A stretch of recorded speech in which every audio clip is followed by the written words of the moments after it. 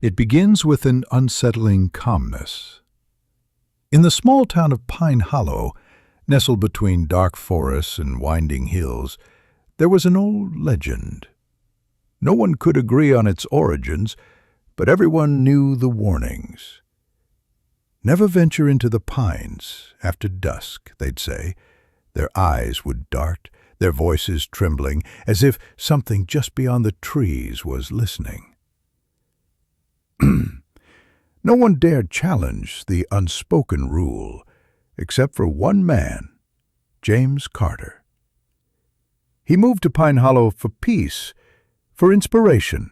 A writer, they called him, thought the stories were just that, stories. But he was wrong. You see, he didn't believe in ghosts, or whispers, or things that shouldn't be there.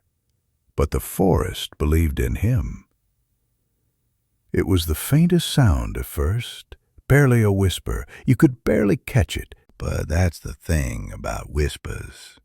They grow louder when you try to ignore them. At first, James thought it was the wind, just the wind rustling through the trees. But no, it was something else. James, come closer. He laughed it off, thought he was just hearing things. But the woods, they're alive. They know when you're close. And James, he was too close. Funny how we all think we're in control until the woods show us who's really in charge. Hours passed, or maybe it was only minutes. Time, it bends in places like this. It doesn't play by the rules. James, you're close now. He tried to look at his phone, but it was dead. He thought it was a trick, a malfunction, but it was something deeper, something older.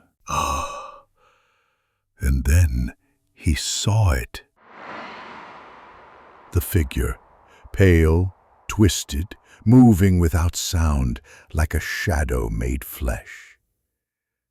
Eyes, hollow, black, leaking something dark, something wrong. Its mouth moved, but no words came out. It didn't need to speak. The forest did all the talking for it. And that's when it hit him.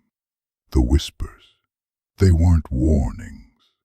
They were pleas, begging him to turn around.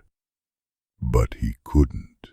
You never can when the forest calls. James fell hard, like the earth itself was hungry for him. When he got back up, it wasn't the same place. The trees, the air, the very ground beneath him felt wrong, so wrong. The trees, they weren't just trees anymore. No, they were prisons, traps, and each one held a soul, just waiting to speak. He stumbled upon the tree, the one with the names carved into it, hundreds of names dating back centuries, each one a soul claimed by the forest, each name a warning. And then he saw it, his name, James Carter, May 15th, 2025.